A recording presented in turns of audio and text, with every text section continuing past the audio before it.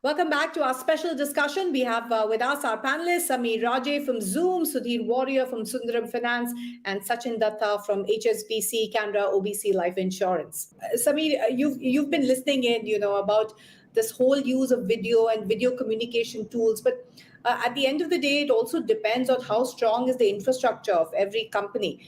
Now, when we talk about infrastructure, the immediate thought of a layperson goes into bandwidth, but there's so much more when we talk about the infrastructure for really building this kind of effective video communication. What are those basic tools or key areas that companies need to focus on in order to build up that foundation? You're talking about infrastructure, and let me highlight something which was shared with me with one of the banking customers, banking financial customers who are into providing financial services to rural areas. The challenge is about financing a vehicle owner post he has been given a new vehicle, and when he goes to fill up gas, and that is the time when the driver or the owner of the vehicle doesn't even have a finance because he gets paid only after he delivers the goods, right? So that particular financial institution wanted to be present at the gas stations when to finance that particular owner of the new vehicle. How unique is that? Because point number one, just imagine the scale, because you need to go into rural areas, be present out there.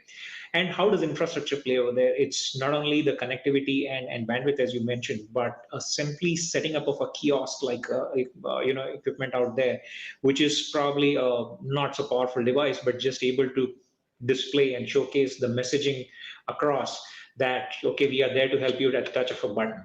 So something like that. So, you're absolutely right. To be able to deliver these kind of services, there are various other elements. And there was a time when, everybody would say that, oh, the infrastructure is a problem, bandwidth is a problem.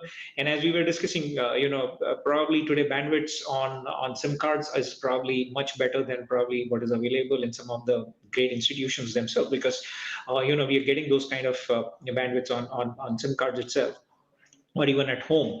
So I think we've covered a lot of journey, but from here, there is a lot more to do. Similarly, the collaboration tools and the video platforms have to be capable enough to be able to deliver on poor bandwidth, low bandwidth, or equipment and devices which are not so powerful enough. And that's where the strength lies. Because if there are bandwidth fluctuation, if there's poor bandwidth, if the devices are not so powerful, will that message be delivered? And if it's a broken experience, then nobody likes it, right? If the video is going to freeze, if it's going to disconnect, then nobody's going to spend time waiting there, connecting and all that.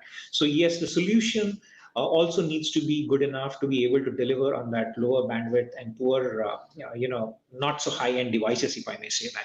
So yes, all these things need to be considered as we go into rural areas, as we go into different new use cases, and try to tap into new markets. Sudhir wants to come in here. In fact, Sudhir, I was going to come in and address the next question to you. And as you come in with your insights, please do add your comments and also tell us, as companies undergo this transformation, how important is it to keep their eye on this entire issue of customer experience, even as they undergo this digital transformation? So before I get to how important is the customer important as a ratio, one of the things that we have done is since our people go to remote locations and field officers go there, some of our apps which they use can work both in online and offline mode, and which is very important, right? So you don't lose the track of what you have, discuss with the customer. You can do certain level of things on the app even when it is in offline mode. And then when you get online, a lot of things, data gets pushed onto your server, and the rest of the process happens. So that's a very innovative way that we have adopted to make sure that connectivity doesn't become a bottleneck to complete a process. And at the same, and also not to interrupt the customer experience. If we say all our businesses are centered around the customer, I think it's 100% important. That's it. There is no two ways about it. So like I told earlier, if you have an employee and you give a tool to an employee to interact with the customer, that employee is empowered enough to do that process or that activity. Ultimately, the impact of that or the experience is for the customer, because the speed at which the person in front of the customer can do things, how intelligently that customer can give information and insights, and how best the customer can address the customer needs ultimately depends on that. So anything that you do, I mean, I would rather be bold enough to say, if it doesn't touch customer experience, please don't do it. Sameer, let me come to you here. One is servicing the customer and really giving him the best customer experience possible. But the other is really actually using those, insights, or rather the huge amount of data which is being generated, to really use it into workable insights. Because we have seen companies, and indeed there have been studies that have shown that despite all their heavy investments into data, into really creating the optimum customer experience, they have not really seen those returns, especially across many of those digital channels. So what are those pitfalls that they should avoid and really address the customer and his needs and read his mind correctly? If I may call some of the organizations as dinosaur organizations, for example, these are the organizations who are probably old legacy ones and are refusing to adopt to the new world after the pandemic. And what has happened after the pandemic is, on one hand, we have the employees who have changed themselves, and the customers, the way they are buying. So basically, these organizations now need to ask the questions to themselves that, do they really want to be digitally native, or do they want to transform themselves? And they need to identify the customer's unique needs and keep on reinventing themselves and continue to service this digitally native customer using digital tools.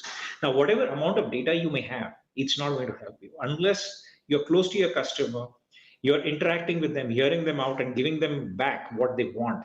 Indeed. In fact, Sudhir, let me come to you here, because, was that a challenge that you faced? I mean, it's actually with many companies, and that's what we've been finding, which is to really transform themselves at every level, where it's a sort of integrated, cohesive, transformation which is happening, where they really get to address and understand the customer.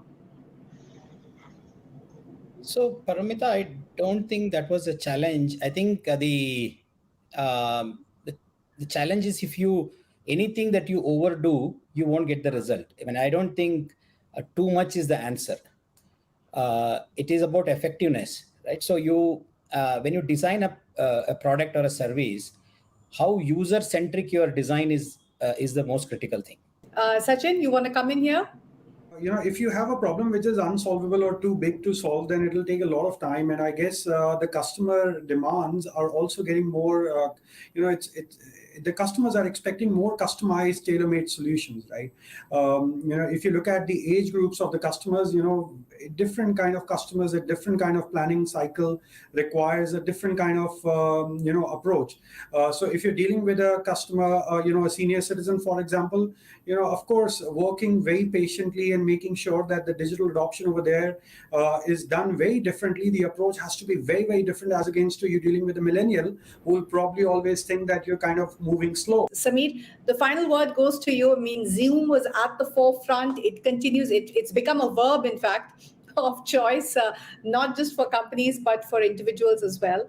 So, what does the future hold from here? Well, I think we are already moving towards that. And if you look at our journey, as you rightly mentioned, Zoom became a verb for video meetings, but quickly we adopted, and we are at a stage where Zoom is no longer, just a meeting application, but we are a complete collaboration platform.